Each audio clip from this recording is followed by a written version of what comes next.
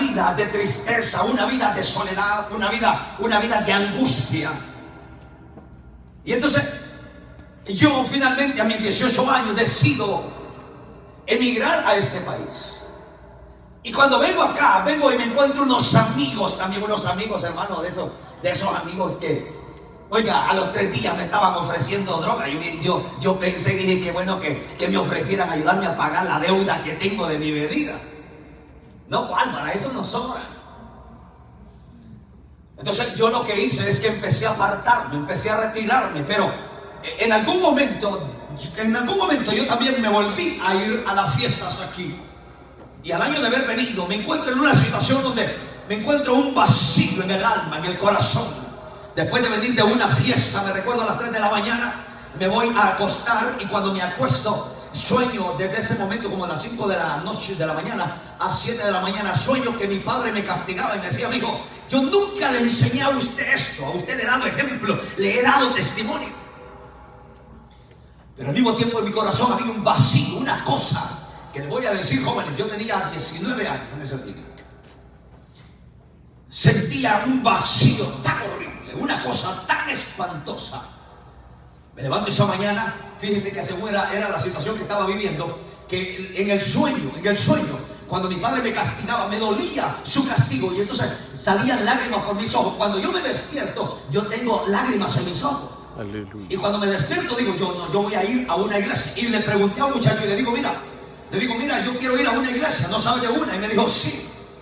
Y entonces empecé a ir a una iglesia y me di cuenta que hay una diferencia entre el mundo y en la vida cristiana. Yo le digo porque soy hijo de pastor, pasé por esa edad, de que tan viejo, ¿verdad? Por supuesto, pero hermano, yo pasé, jóvenes, por esa edad de 18, 19, 20, 21 años y creí que el mundo era para mí. Sin embargo, cuando vengo a Jesús, la vida cambia absolutamente. Entonces les comento eso porque muchas veces en nuestra juventud o nuestros jóvenes pueden decir: es que nadie me entiende, nadie me comprende. Déjenme decirles que sí, jóvenes. Todos pasamos por esa edad, con la diferencia que hoy son otras generaciones. Los tiempos de hoy son más difíciles, son más acelerados para destruir la vida de los jóvenes. Entonces, volviendo a esto, después de contarles un poco de eso, es que este joven le pasó algo igual y se va a experimentar. Se hace de amigos, pero el dinero se le empezó a terminar, se le empezó a ir. Y él empieza a darse cuenta y empieza a caer en la realidad de la vida, que ahora ya no tiene dinero, que ahora ya pudiera ser que los amigos empiezan a ir. La otra es que empezó a andar seguramente con la misma ropa. Y entonces, cuando ya no tiene dinero, se mira en la necesidad de ir a buscar un empleo. Porque nadie puede vivir sin tener entradas de economía a su bolsillo. Hay cosas que pagar, hay antojos que se dan, hay que vestirse, hay que ponerse zapatos, hay que pagar un lugar. Se imagina en casa, este joven, el papá pagaba todo. El papá se ocupaba de pagar los biles, de pagar la tarjeta, de pagar el carro, de pagar la gasolina, de pagar la aseguranza, de pagar el teléfono, de que hubiera comida, de que el refri estuviera lleno, de que no le faltara absolutamente nada. Si quería zapatos Nike, Reebok o todos esos tipos de marcas, él los tenía. Tenía servidumbre, le ponían buenos banquetes, tenía gente que venía y le servía a la mesa, el otro a la mesa lo trataba como don a un joven, pero un día le bastó y le sobró y se fue.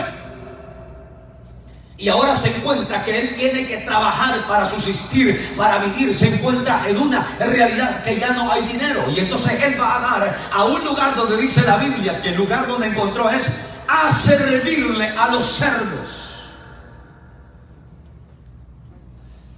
Quiero que lea esto conmigo. Se lo voy a leer desde el verso 11. Si usted tiene ahí, si la muchacha me ayuda en la pantalla, va a estar bien para que vea entonces lo que significa todo esto acá. Dice el verso 11. Dice: también dijo un hombre, tenía 2 hijos, y el menor de ellos dijo a su padre: Padre, ¿cómo le dijo? Dame la parte de los bienes que me corresponde. Y le respondió, y le repartió, los bienes. 13. No muchos días después, juntándose todo, el hijo menor se fue lejos a una provincia apartada de allí. Desperdició sus bienes, oiga bien esto, viviendo perdidamente. 14. Y cuando todo lo hubo malgastado, vino una ¿qué? Una gran hambre. Note eso. Y cuando todo lo hubo malgastado, vino una gran hambre en aquella provincia y comenzó a faltarle. Y fue y se arrimó a uno de los ciudadanos de aquella tierra, el cual le envió a su hacienda para que apacentase cerdos. Usted nota la esencia de la parábola, el ejemplo que pone, la experiencia que vive un joven. Dice que vino una gran hambre, pero él se empezó a malgastar todo. Mire, quisiera hacer un paréntesis aquí. Usted, cuando le lleguen las vacas gordas, no sé si entiende eso de acuerdo a lo que dice la palabra en Génesis, que cuando Faraón tuvo un sueño y se da cuenta de que José era un joven que discernía los sueños, lo manda a llamar y le dice el sueño. Entonces cuando llega allá donde Faraón, José, un joven, fíjese la diferencia de un joven que tenía Dios, llega allá donde llega donde Faraón y le dice Faraón: yo soñaba, veía en el sueño que subían 7 vacas bien gordas, bien robustas, y le dice: esos son 7 años que 7 años donde puedes sembrar, cultivar, y todo lo que cultives, todo lo que coseches, le dice, recógelo y guárdalo, porque le habló de otras 7 vacas flacas. Le digo, estas otras 7 vacas flacas representan 7 años que vendrán sobre la tierra. Le está dando el consejo a un rey que es pagano. Así lo hizo. Lo que quiero decirle es que cuando a usted le lleguen las vacas gordas, hermano joven, cuide su dinero, cuide su economía, piense por el mañana, no lo destruya, porque regularmente cuando uno está como joven dice: si tengo la fuerza, tengo el mundo por delante, donde quiera voy a hallar trabajo. Fíjese que le voy a decir algo, viene un tiempo que no será así, porque viene hambre. Nosotros aquí en Estados Unidos, porque estamos todavía en un país donde fluye todavía la bendición de Dios, pero este país va a una situación crítica y seria. Pero hay otros países, hay otras provincias donde ya hay hambre. ¿Sabía usted eso? Por eso usted debe de ser inteligente, debe de cuidar su economía, debe de aprender a administrar, debe de informarse cómo aprender a economizar su dinero. Usted no puede gastar más allá de lo que usted gana. ¿Por qué razón? Hoy vivimos en una sociedad que vive enjarranadísima hasta aquí, porque no sabe controlar sus emociones, porque le mandan un papel de una tarjeta, viene, la pasa la otra, pasa la otra. Yo le voy a decir algo, en el caso mío, yo no gasto dinero en tarjeta, porque yo no voy a trabajar para estar engordando a gente que esté en una oficinita, hermano, cobrando por una tarjeta 20, 25, 30 dólares de rédito. Amén. ¿Me entendió o no? Amén. Sí. Gloria a Dios. Hay que ser inteligentes, hermano. Sí. Amén. Jóvenes, vayan haciendo sus ahorros, su cuenta, para que cuando su padre llegue a los 70 y no trabaje, usted lo sostenga. Amén. Amén. Sí, Señor. Uy, no lo miro muy convencido a los jóvenes, pero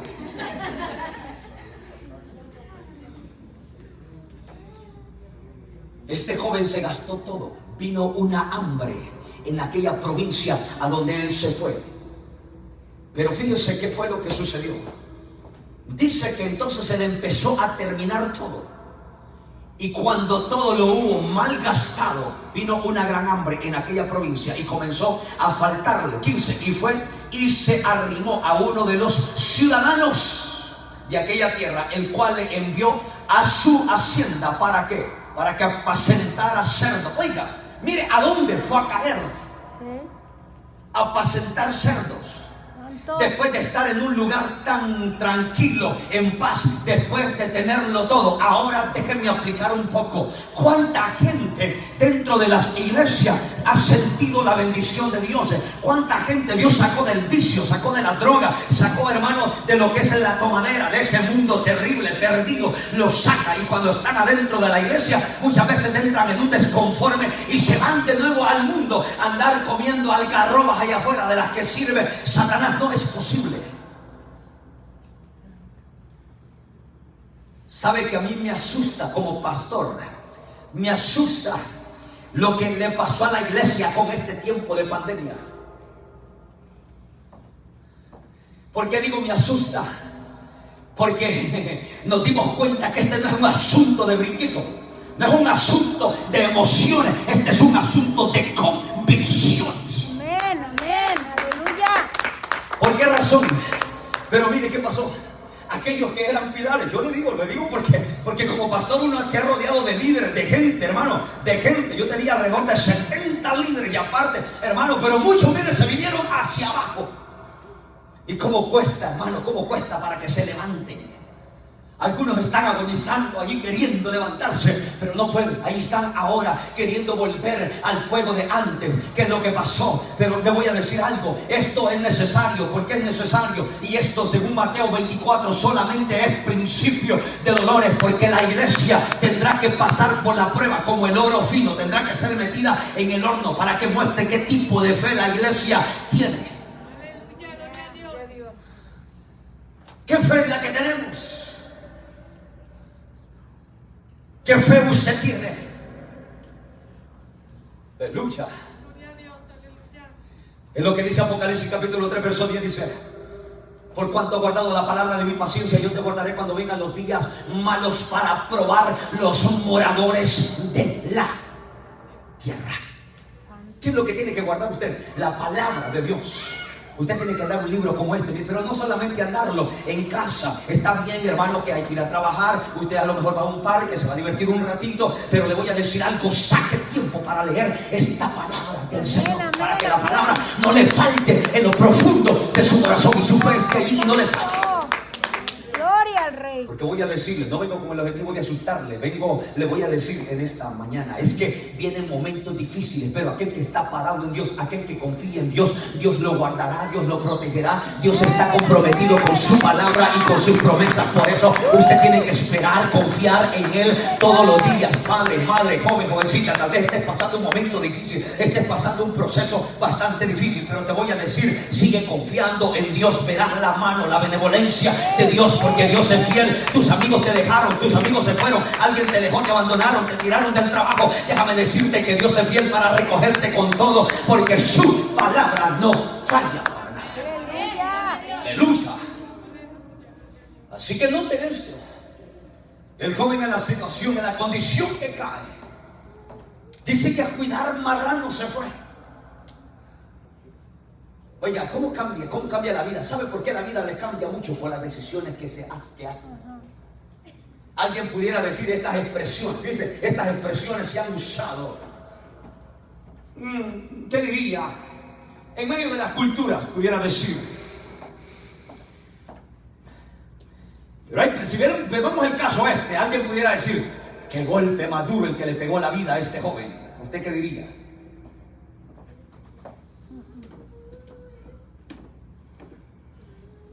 Hay gente que así dice, ¿los ha oído usted? Dicen: qué golpe más duro, es que la vida lo ha golpeado. No, la vida no lo golpea, la vida es hermosa, ¿sabía usted? Sí, amén. La vida no los ha golpeado, lo que pasa es que las personas recogen, cosechan de las malas decisiones que hacen en la vida, que es diferente. Cierto. Pero la vida no golpea a nadie, El que confía en Dios siempre estará confiado, estará seguro, vivirá una vida íntegra, una vida agradable, una vida placentera delante de los ojos de Dios, una vida santa para el Señor, en servicio a Dios. Servirá a Dios. Si hay que aspirar, va a aspirar. Si hay que hacer algo, va a hacer algo. Si hay que poner bonito el altar, hay que hacer algo. ¿Por qué razón? Porque una gente que sirve a Dios va a tener paz, va a tener gozo, va a tener alegría. Pero la gente, como ya lo dije, la gente cosecha de las decisiones que hizo mal en la vida.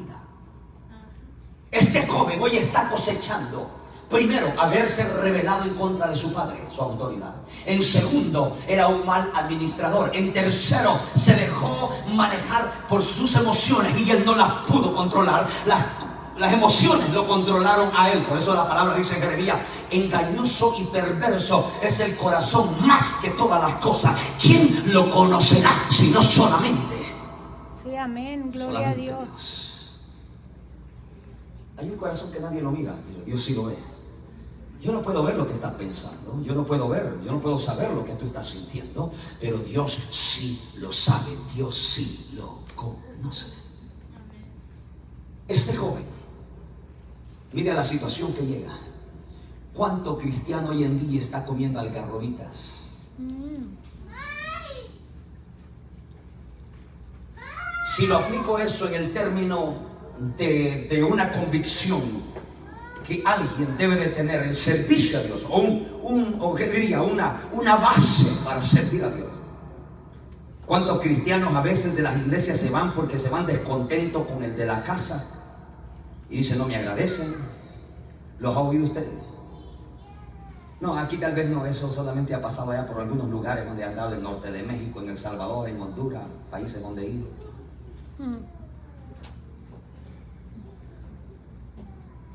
Y a veces la gente después anda comiendo algarrobas ahí y preguntan: ¿y dónde está fulano?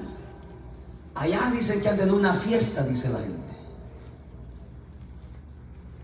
Allá dicen que anda en las parrandas.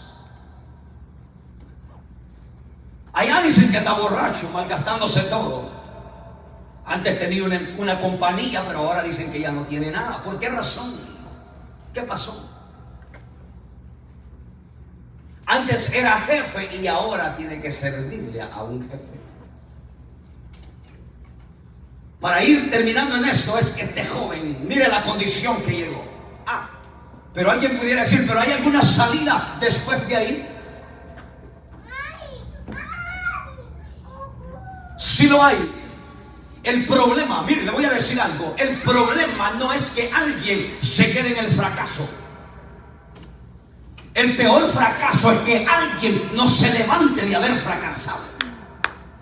El peor fracaso es que alguien se conforme a quedarse en la condición donde cayó.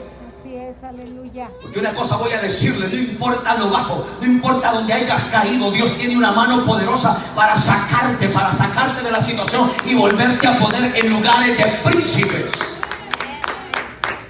Voy a seguir leyendo. Dice este verso. Verso 16. Dice, miren lo que hacía. Dice que él, en el verso 16, ¿sí está ahí? A ver dónde está. Abajo. Dice: deseaba henchir. Y deseaba henchir, dice ahí, es llenarse, saciarse su vientre de las algarrobas que comían los puercos. En mi tierra se les dicen marranos, cochinos, cuches les dicen en mi tierra. ¿Cuántos son de El Salvador? A ver. ¿Cuántos son de Guatemala? ¿Cuántos son de México? Yo también soy de México. De Honduras. Las algarrobas que comían los puercos, más nadie se las daba. Tenía hambre y nadie le daba, aunque sea esto. Y entonces él seguramente se sentó una tarde. Voy a imaginar, me gusta imaginarme, se cruzó de pies, o no sé cómo estaba emocionalmente, estaba devastado, estaba destruido, porque cuando alguien lo pierde todo, la autoestima a veces se le va hasta abajo. Sí. Pero seguramente se sentó en una tarde y se puso a pensar: en mi casa el jornalero come mucho mejor que yo. En mi casa el jornalero ni siquiera vive lo que yo estoy viviendo. En mi casa el jornalero también tiene derecho a comer, porque es de la servidumbre, también tiene el privilegio a comer de la comida preparada en casa. Y seguramente las tripas, hermano, ¿a cuánto les ha pasado que a veces hasta da pena cuando uno está en una reunión, está en un lugar y las tripas se...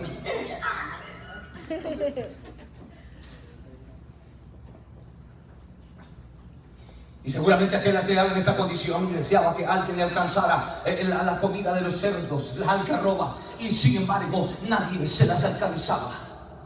Estaba devastado, estaba destruido, ya no tenía nada, cayó al piso, cayó hasta el fondo, cayó hasta abajo, el cual yo creo que cuando él se pone a pensar, porque mire lo que él dice, la reacción que él toma, eso es lo que se necesita hacer. Volvió en sí este joven. Y es allí donde cambia la historia de todo. En el verso 17. Y volviendo en sí. O sea que esto es como que alguien, perdone la expresión, es como que alguien se apunta, pues. Como que alguien pierde el sentido y la razón. Como que alguien está en una pesadilla y se despierta y dice, bueno, ¿y qué me pasó? Y volviendo en sí, dijo: ¿cuántos jornaleros en casa de mi padre tienen abundancia de pan? Y yo aquí perezco de hambre. Y mire lo que dijo: me levantaré e iré. ¿A quién dice que iba a ir? ¿A quién dijo que iba a ir, jóvenes? A mi padre. A su padre. Jóvenes,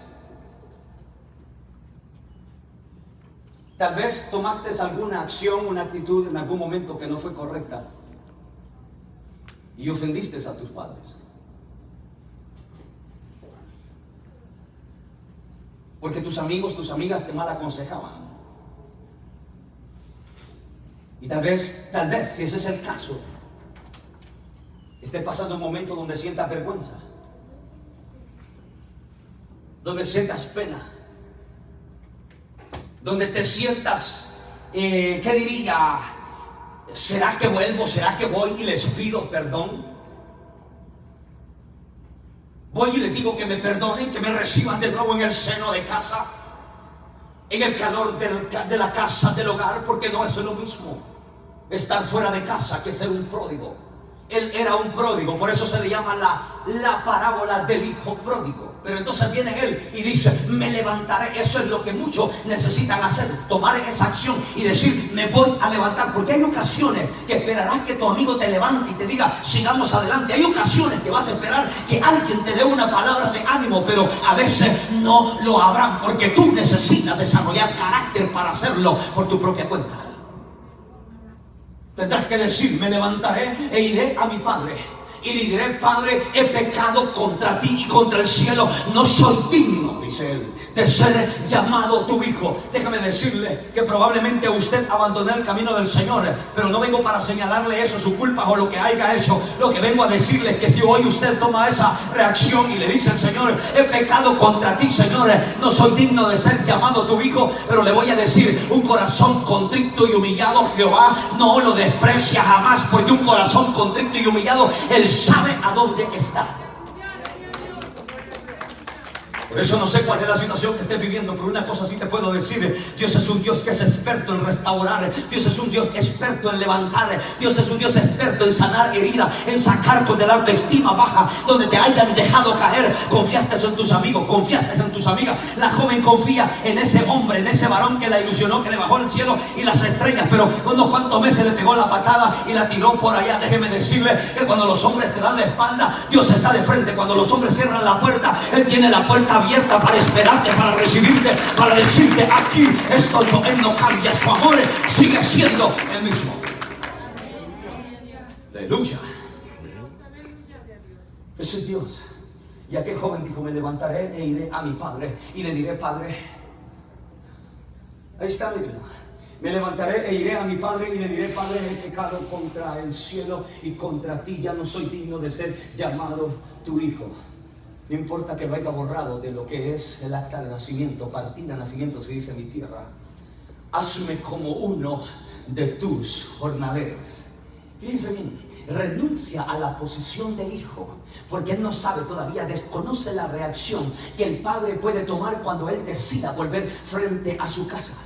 Porque él pudiera ser que espera, o más bien esperaría él, que su padre esté esperándolo con un garrote bien enojado para decirle: te fuiste, así que largo, sácate de aquí, vete lejos, no te quiero ver, eres un mal hijo, te llevaste de herencia, lo malgastaste, no lo supiste cuidar, te rebelaste contra mí, me dejaste. Sin embargo, su padre, dice la Biblia, que está velando. ¿Qué no es cierto, hermano? Que un hijo puede ser bien rebelde, pero un padre y una madre jamás dejará de quererlo. Aunque el hijo no se mueve en la casa para botar la basura, para cortar la yarda, pero el papá de todos modos siempre llena la refrigeradora, ¿no? Aleluya, gloria a Dios. Se me hace que eso no pasa aquí, ¿verdad? Ustedes son gente especial. El siguiente verso. Y levantándose vino a su padre, y como aún estuviese lejos, violó su padre. ¿Qué dice? ¿Sí? ¿Vio? No, lo vamos a separar. Vio. O lo vio su padre. Amén. Fue movido a qué? A misericordia. Diga, Misericordia. Le voy a hacer una pregunta. ¿Ha tenido misericordia Dios con usted? Amén. Porque yo a ustedes los miro como que si Dios no ha tenido misericordia de ustedes. Aleluya, gloria a Dios. Los miro como que están tristes, como que no están en campaña, como que si tienen hambre, como que quieren irse a comer a las pupusitas, a los taquitos, los chilaquiles, los chuchitos, la baleada. Gloria a Dios, aleluya. Aleluya, santo eres Padre. Su padre fue movido A misericordia. a misericordia.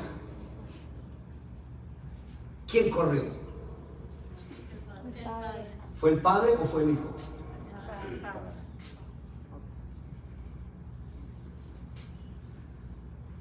El padre corrió. Si este joven había escuchado a la isla de Pasmo cantar ese canto que dice: no puedo entender por qué lo hizo.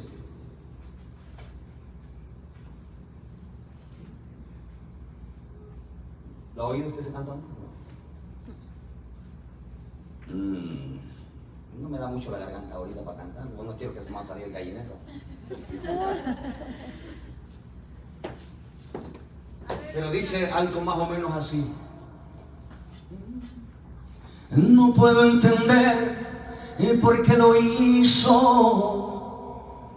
fue su amor tan grande, su amor tan grande. Dice que corrió y se echó sobre él, sobre su cuello. Dice que lo besó. Ya me imagino la cara de asustado que llevaba aquel joven viendo para ver cómo estaba su padre. Y decía: llego dentro. Por eso hay gente que no vuelve a las iglesias, porque dice: me van a criticar, van a hablar mal de mí, ¿qué van a decir? Que me porté mal, me rebelé, ¿qué hago? Y entran en una pena, en una culpa, y el enemigo se agarra de esas armas para que ellos no lleguen. Pero una cosa voy a decirle: usted nunca quedará bien con la gente. Si usted está queriendo agradar a la gente, déjeme decirle que está en una mala posición. Usted tiene que agradar a Dios primeramente. Porque ¿qué fue lo que dijo el apóstol Pablo a los Gálatas? Dijo: si agrado a los hombres, no agradaría a Dios.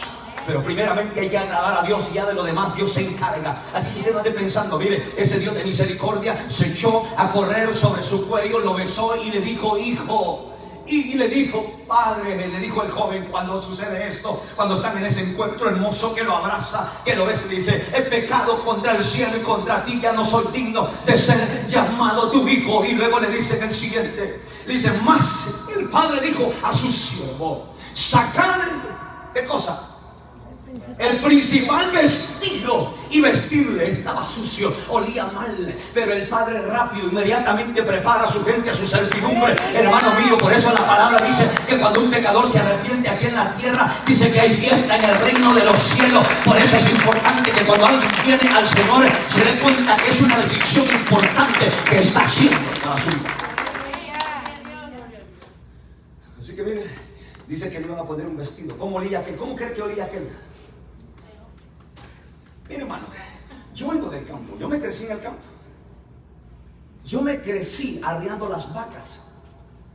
Y en el tiempo que llueve se hace un lodazal en esos terrenos que uno, hermano, y cuando se viene un poco de agua, no crea, hermano, si aquí uno huele a Paco Rabanne y no sé qué tanto perfume caro usted tiene por ahí, se spraya y va abriendo paso camino las damas, hermano. Aleluya. De lejos las detectan. ¿Quién es la que va por ahí? ¿Quién tiene ese olor? Los jóvenes. Pero hermano, uno cuando sube y trabaja en el campo, oiga, eso necesita que inmediatamente uno vaya a darse un baño, aunque sea a ponerse limón o algo. Sí. Mire cómo lo recibieron. Poner un anillo en su mano y zapatos. Mire el recibimiento que le dan. Por eso le voy a decir algo entre paréntesis. Hermano, cuando alguien venga que sea retirado de la iglesia y regrese, no lo mire mal. Recíbalo bien. Dígale, me alegro que regresaste. Dele la mano, dele un abrazo. Dígale, probablemente te equivocaste, pero aquí estamos para ayudarte, aquí estamos para levantarte, no para condenarte. Porque mire el Padre, este Padre representa el Padre del cielo. Sí. Zapatos y en sus pies y traer el becerro. Que dice grueso, aquel que está más gordo, ¿no? Sí. Y matarlo y comamos y hagamos fiesta. ¿Por qué iban a hacer fiesta? Finalizo. Ya va la segunda vez que dije que finalizo, pero déjeme.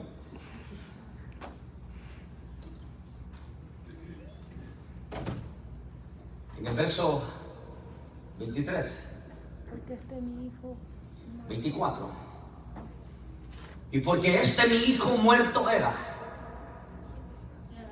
y ya revivido, Aleluya. se había perdido y es Hallado. hallado. Oiga esto. Y comenzaron a regocijarse. Aleluya. Y su hijo mayor estaba en campo. Y cuando vino, llegó cerca de la casa, oyó la música y las danzas. Pero ese es para otro mensaje. Porque ya de ahí, a continuación, es que el otro hermano de él entró en un descontento. Pero como no es enfocarnos en el que estaba descontento, sino en aquel que regresó y pidió misericordia. Aleluya. Aquel que se levantó y dijo: Padre, he pecado contra ti, contra el cielo. No soy digno de ser llamado tu hijo. Hazme como uno de tus jornaleros. Sí, Señor. Le voy a decir algo, hermano. No sé por qué hay gente que tiene un poco el ser hijo de Dios. Por eso usted debe de vivir como tal, como un hijo de Dios. No se avergüence de Dios. Mire, el padre no se avergonzó de que su hijo, mire, no se avergonzó de que la servidumbre lo viera abrazar y besar a su hijo maloliente. No se avergonzó. No. Usted no se avergüence de nuestro Padre, que nos ha levantado una, Amén, 2, 3, amén, 4. amén, ¿Cuántas veces el Señor nos ha levantado? Es más, te ha permitido a ti la vida. Porque te voy a decir algo. Ya que ya se murió fulano. ¿Sabías que se murió fulano? Fulano tan joven. Sí, ya se murió. Y mira usted ahí cómo está. Aleluya, gloria a Dios. Padre Santo. Aleluya. Cuando empezó esto de la pandemia, ¿cuántos pastores tenían ahí? Bueno, yo entiendo que hay situaciones que de repente lo agarran de sorpresa y no se sabe cómo manejar la situación. Entonces a mí me tocó lo que era transmitir en vivo. Entonces, pero resulta que se imagina uno de pastor tener que decirle a la iglesia: hay que tener fe. Y alguien puede decir: pero si no ha pasado una prueba como esta, ¿cómo va a estar diciendo de confiar? Mire, en junio del año pasado a mí me pegó ese volado. El COVID, hombre. Me pegó. Entonces los hermanos decían, ¿y dónde está el pastor? ¿Y dónde está el pastor? Pues estaba guardadito, estaba guardadito. Pero mire, ese tiempo que yo estuve en casa, guardadito ahí en mi recámara, fíjense qué es lo que sucedió. Hay cosas también que son un poco mentales, hermano. Porque mucha gente no se enferma del virus, sino que se enferma mentalmente. Sí. Porque cuánta gente sin salir, se estaban enfermando, pero de tanto pensar, ay, y si me da a mí, ay, y si... Y mire, aquí estoy, no me morí. Todo ese tiempo que estuve encerrado, 15 días, ¿sabe qué hice yo? Aprovechar de leer Biblia. Cuando salí, hermano, salí que era una metralleta que nadie me paraba. Quería predicar hasta 3 horas, ¿sabe usted? Aleluya, gloria a Dios. Leí Primera de Samuel, Segunda de Samuel, Primera de Reyes, Segunda de Reyes, Primera de Crónicas, Segunda de Crónicas, y allí me anduve por los salmos y leía. Le saqué provecho porque yo soy una persona que yo no puedo estar tranquila, no puedo estar guardadito por ahí. Yo no estoy hecho para ese asunto. Pero lo que quiero decirle, y mire, aquí estamos. Gloria a Dios, aleluya. Y cuando me paré, le dije a los hermanos, aquí estoy, no me morí. ¿Por qué? Porque hay que seguir predicando la palabra del Señor. Amén. Dios sabe lo que hace. Y los días de nosotros no lo determina una pandemia. Nuestros días están en las manos de Jehová. La palabra dice que Dios es quien da la vida, Dios es quien quita la vida cuando Él quiere. Póngase de pie porque finalizo ya.